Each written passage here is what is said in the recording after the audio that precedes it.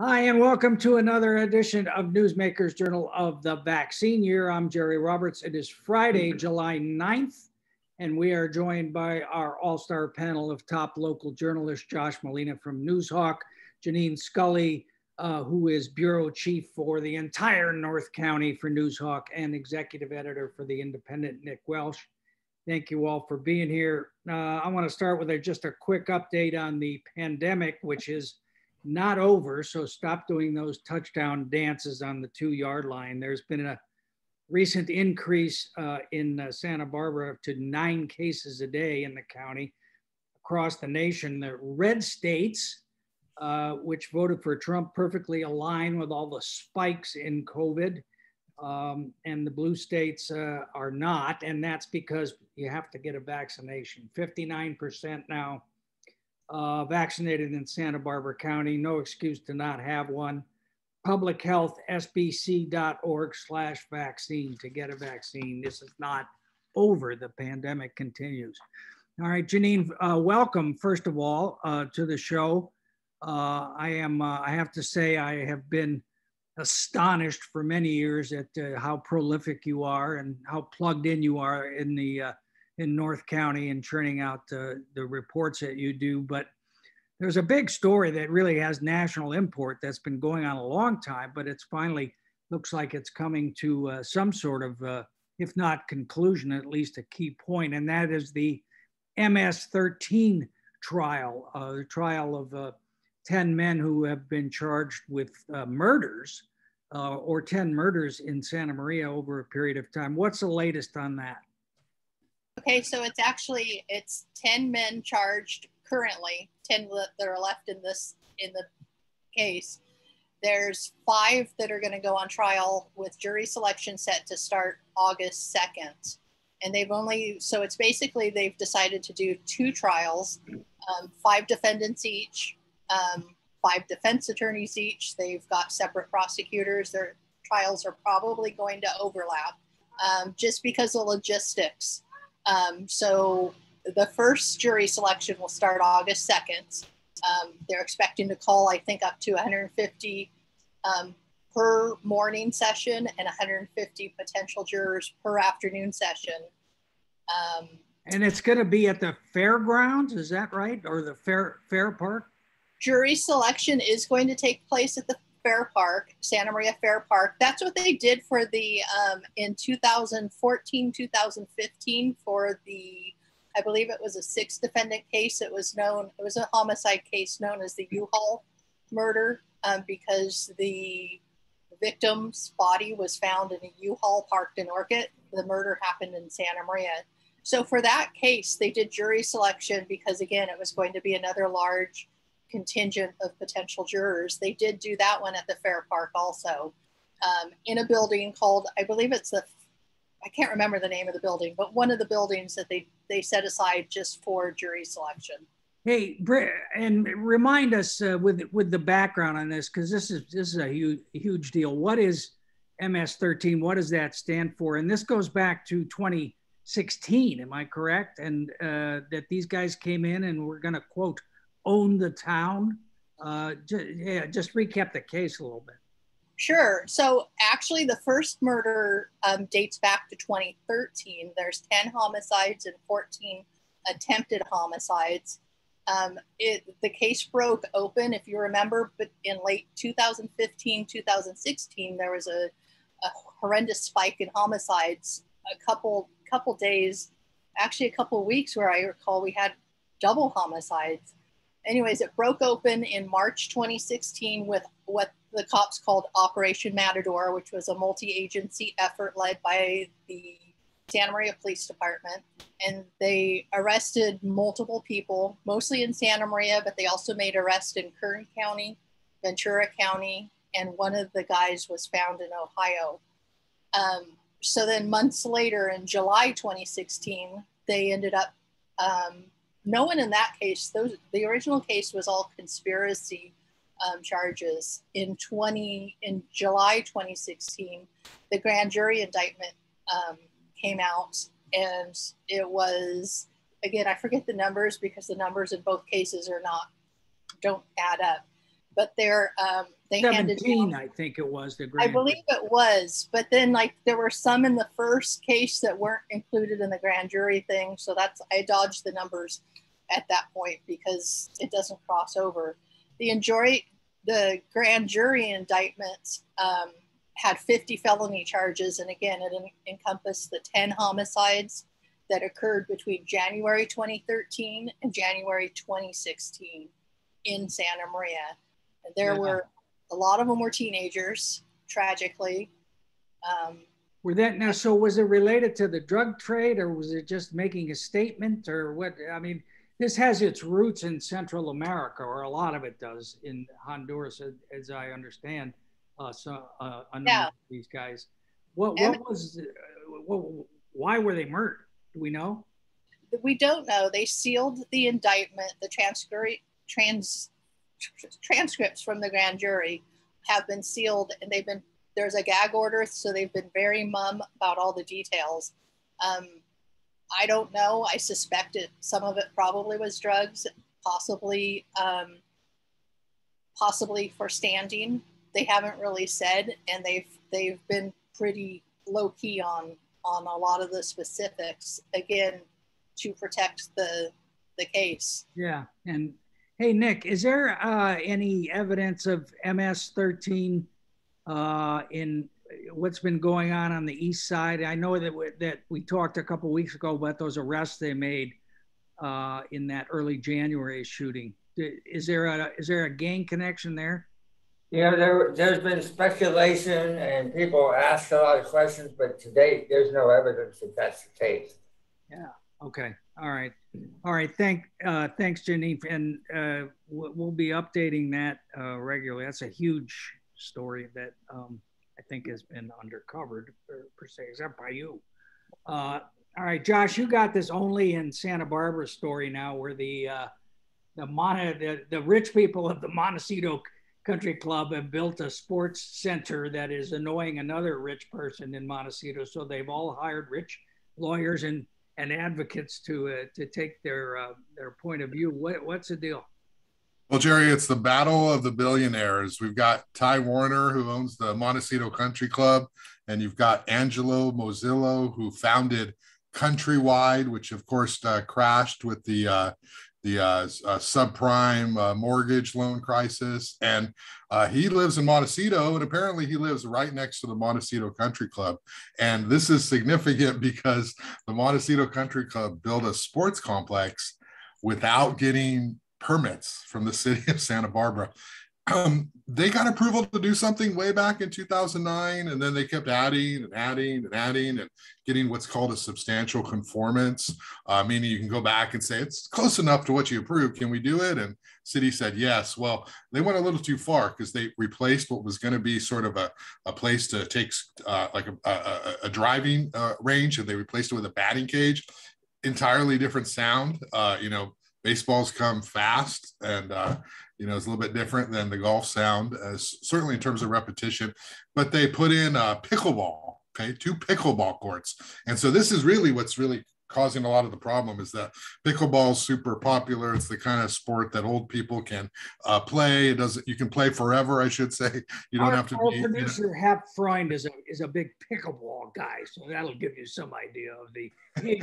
It's a lifelong sport, as they say. So there's pickleball. They built like this sliding area for kids, like they have at the Santa Barbara Zoo, volleyball, and they turned it into the sports complex. Well, apparently Mozilo can hear it, and he's not happy, and he hired all-star attorney Barry Capello. I've heard of him. Yes. I was subpoenaed in San Jose by Barry Capello when I was sitting in the office, and the guy threw the papers at me. You Josh Molina? So anyway, Barry Capello is representing Angelo Mozilo in this, and Barry Capello is top-notch. He's aggressive. He's respected. People listen to him. So if you've got him as an attorney, you kind of have to, pay attention. And so 2 things here. Angelo filed a request for a temporary restraining order. Stop playing at the sports complex. The judge said yes. So there's been no action since July 3rd. Then they go to the planning commission to get what's called as-built approvals. So, With hey, we are Allage, who's another all-star player in this. Suzanne Allage, yes. So Suzanne Allage is representing the country club, Suzanne Allage Planning and Permitting Services. And they're like, can we get permission to do this? So there's this 5-hour meeting at the planning commission yesterday, which is like, I mean, I don't think I'm crossing the line here, but I just wish they could answer some of their questions ahead of time. Like, it's not a bad thing to do research. When I was covering the city council and the planning commission in the early 2000s, like Brian Barnwell and Bill Mahan and Bendy White and Grant House, these people came to the meeting to deliberate, not to ask the basic questions, right? So they're reinventing the wheel over 5 hours here. It's just going on and on.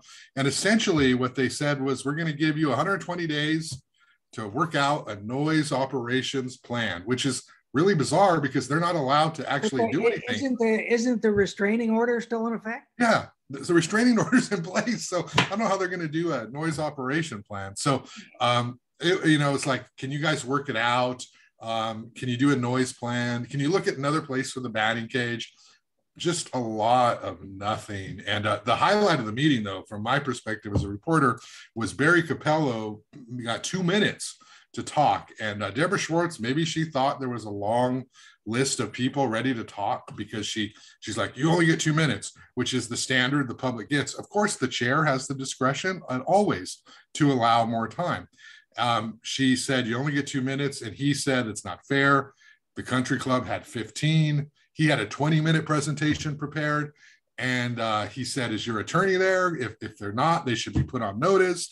This is inequitable. I need to be able to speak on behalf of my client.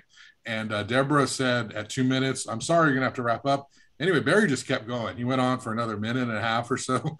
And basically just said that the previous planners, the previous planning commissioners would be not rolling over. He said spinning in their graves if they knew that the Montecito Country Club was able to do all this without oversight. So hey, Nick, it was. Isn't Barry right on this? I never thought I would put those. You know what?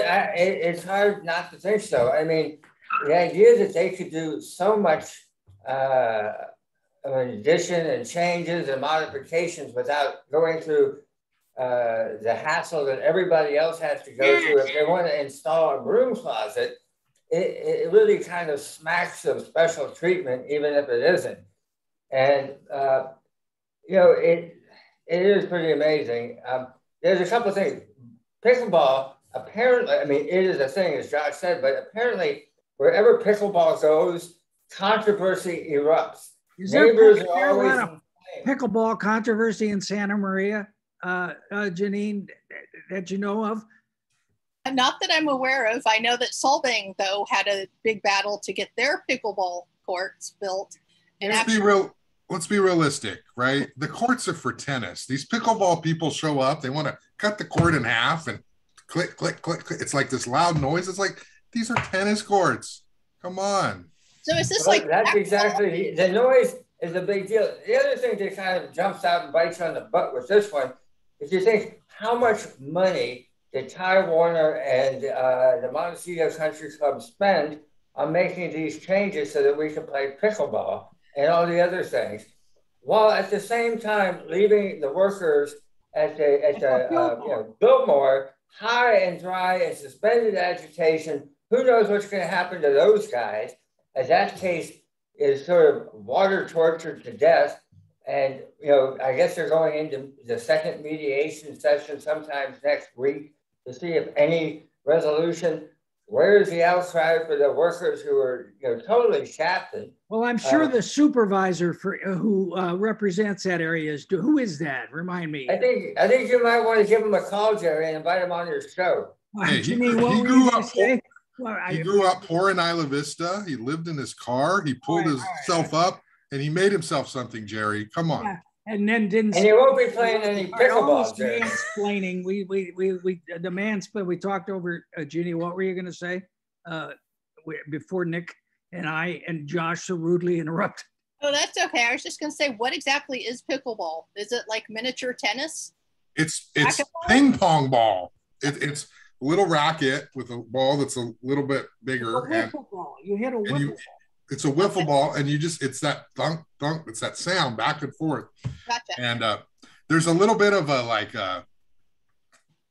there's tiers of hierarchy now. You know, it's like the pickleball's the end thing. So if you show up with your pickleball gear, you know, and they're playing tennis, they're like, yeah, the tennis you guys people done yet? hate it. People hate it.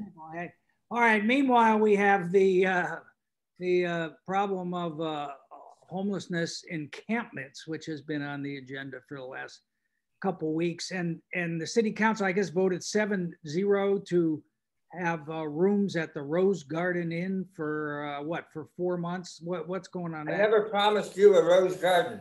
That is what actually they are promising us a rose garden. The Rose Garden Inn, which was kind of a flea bag hotel out like the Ontario Road neighborhood of State Street, has been sequestered for 4 months to be transitional housing for people who are occupying encampments that have been deemed high fire risks.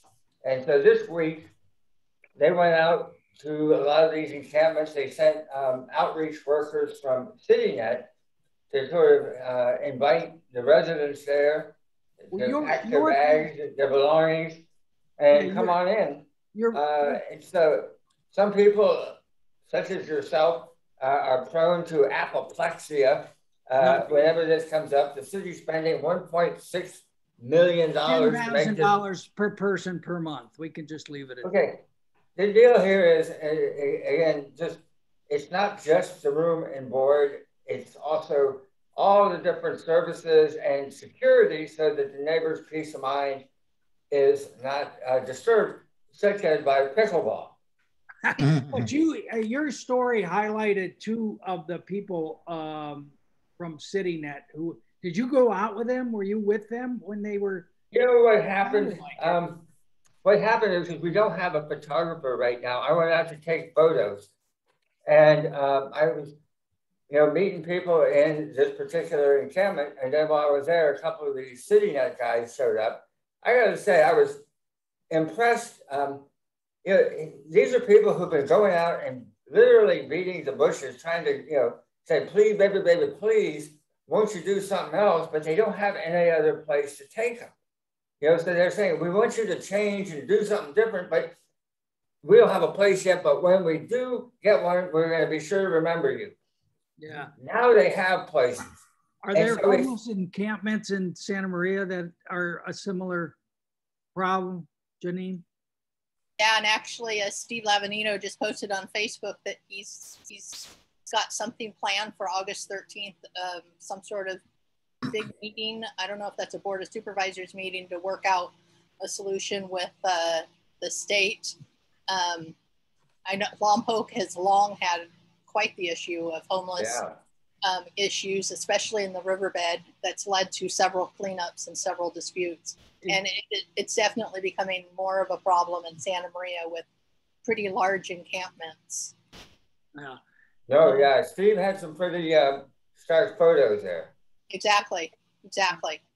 So Nick, I mean, the criticism that was raised about the cost of doing this was just kind of batted away by the council. I mean, it didn't. I don't know. I guess Mike Jordan was the one who really kind of put it most bluntly, huh? Well, basically, Mike Jordan said, all you people have all this great advice. Pick them up and drag them out to Camp Roberts or camp somewhere else and put them in the middle of the desert and watch them walk home. The council is extremely hamstrung in terms of what it can do because of something called the Boise decision. So you can't just pick people up out of where they are and take them if they're camping, if you don't have a place to put them. So for the first time, the city council can now say, oh, guess what? We have a place to put you. So the first priority is going to be the high fire risk areas. All right. And what's the name of that decision? I'm sorry. Boise, as in the city of Boise, Idaho. Okay. And it's the Ninth Circuit Court of Appeal decision. and it's been in place for about 3 years, and it really limits the ability of law enforcement or cities to, move people along unless there's a place for them to go to. Yeah. And meanwhile, on the housing front, Josh, there's a council, was it the council or the planning commission that approved this this new 40 unit project this week? First though, Nick, I want to say good job going to the encampments, talking to the people in the encampments and taking those photos, because that's not an easy assignment, and you got to kind of have to love what you do to go there. And that's kind of a admirable story to do. So I was impressed by that. And I wish I would have thought of that but you did it really well. So they couldn't have been nicer. Yeah. Actual reporting, capital A, capital R. Nice work. Yeah, that was good work. There is a for all affordable housing project that is being proposed for Outer State Street, and it went to the ABR, and it basically is going to get approved because it's 100% all affordable, and it's, I think, 42 units, and they're going to replace some office buildings that are there and build apartments. So that's all affordable. What does that mean? So there are federal guidelines based on the median income for the area. And so it means that it's going to be something where only people who make a maximum amount of money will be able to live there. I don't know what it is off the top of my head, but it's basically going to be limited, price restraint. That's the missing below that. It's not the missing middle. It's not 80 to 120%, which is what a lot of other projects are trying to identify. These are people who are beneath that level. But no neighborhood objection? No, there are no neighbors really there to object. And it is a affordable housing project in the sense of its housing authorities got a great reputation for doing these projects. So. All right, we got 5 minutes. I just want to go around the horn real quick. Janene, the Coastal Commission approved the request by Vandenberg to use its new state-of-the-art artillery testing, which is going to upset sea critters, right? I understand. Correct. It's actually the Army is testing some sort of new artillery system, and they want to use an old missile silo site. So it wouldn't be underground, it would be above ground, and test into the Point Mugu Sea Range, I believe is the actual name, which is basically just the area that's connected to the Navy's testing. Basically, it's just an area off the coast of Vandenberg, the ocean. And there would be, they're analyzed the possible concerns on how it would affect the marine life from having these loud things flying over their heads, and while the seals are sunning on the coast, what they call the haul out area. So yeah, the Coastal Commission gave its okay and said it was consistent. Vandenberg already, in connection with their missile testing and launch rocket launches, they already monitor how those loud sounds affect the seals and other animal critters. So they would continue to do that kind of monitoring with this Army testing program. All right. And speaking of the beach, East Beach makes the top 10 worst or dirtiest beaches in California. It's an interesting, no publicity is bad publicity. In this case, the New York Times, the LA Times had front page stories, including the fact that East Beach is in the top 10 summer bummer list in terms of dirty beaches for Hilda Bay, an operation out of Santa Monica. And they use certain bacterial indicators that are tested every week as a reflection of that. It's the first time East Beach has ever been on the list.